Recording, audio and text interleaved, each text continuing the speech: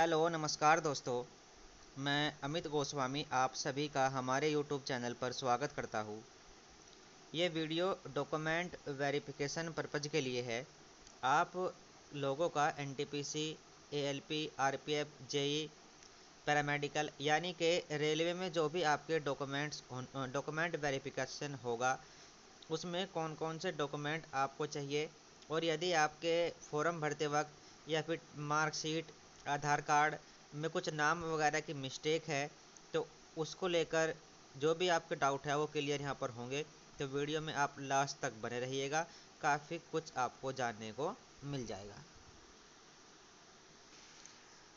तो जिन जिन छात्रों का डॉक्यूमेंट वेरिफिकेशन होना है उनके पास वैसे तो मेल वगैरह भी आ गए होंगे। एक तो आपको जो भी डॉक्यूमेंट्स है वो OIRMS पोर्टल पर आपको अपलोड करने हैं, ठीक है।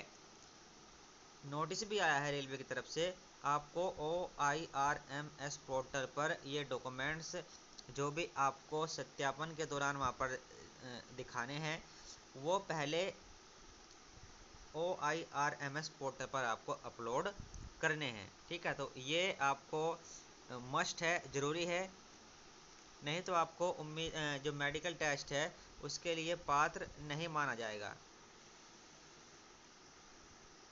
अब हम बात कर लेते हैं जो आपके डॉक्यूमेंट्स है, कौन कौन से डॉक्यूमेंट्स है जो आपके रिक्वायर्ड रहेंगे, ठीक है। तो चलिए देखते हैं पहले नंबर का। ऑनलाइन आवेदन में अंकित उम्मीदवार का नाम, पिता का नाम, जन्म तिथि, परीक्षा उत्तीर्ण वर्ष इत्यादि उम्मीदवार के किसी भी प्रस्तुत दस्तावेज से भिन्न होने पर शपथ पत्र प्रस्तुत करें।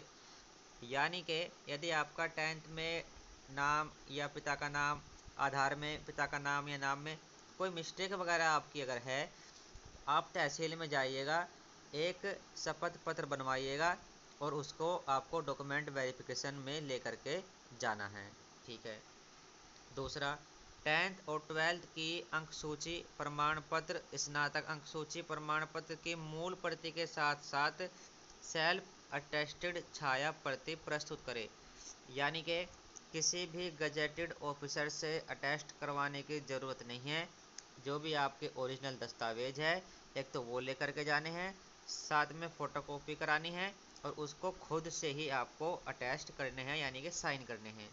फिर तीसरा पॉइंट, अपने अल्पसंख्यक उम्मीदवार के रूप में फीस में छूट प्राप्त की है, अतः नॉन जुडिशियल स्टाम्प पेपर के 02/2024 में जो उन्होंने अनेक्सर 4 लिखा हुआ है उस घोषणा प्रस्तुत करना है आपको। SC/ST से यदि आप है, एनेक्सर 1 में जो परफॉर्मा दिया है उस पर आपको जाति प्रमाण पत्र बनवा के DV में लेकर के जाना है। ऐसे ही यदि आप OBC से है तो अनेक्सर 2 में जो परफॉर्मा दिया है उस पर आप जो है ले करके बनवा करके उसको भर करके आपको ले करके जाना है। यदि आप EWS से है तो अनेक्सर 3 में जो आपका आय प्रमाण पत्र है उसको आपको प्रस्तुत करना है। यदि आप EBC से है तो अनेक्सर 3A का आपको प्रस्तुत करना है।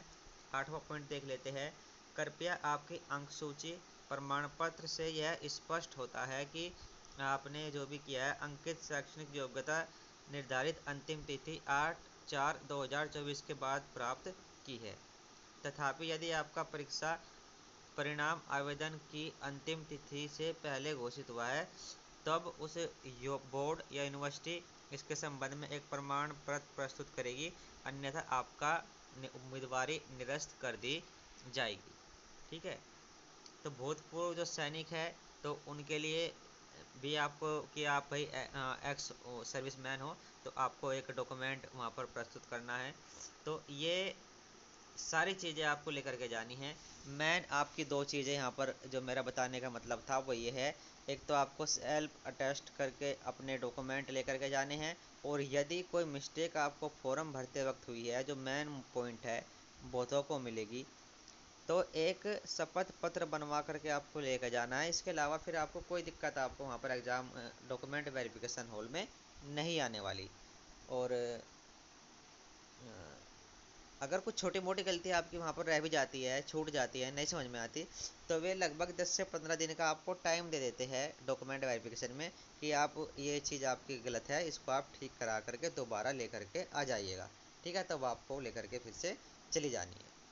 कोई डाउट अगर आपका है तो आप कमेंट करके पूछ लीजिएगा। Thank you.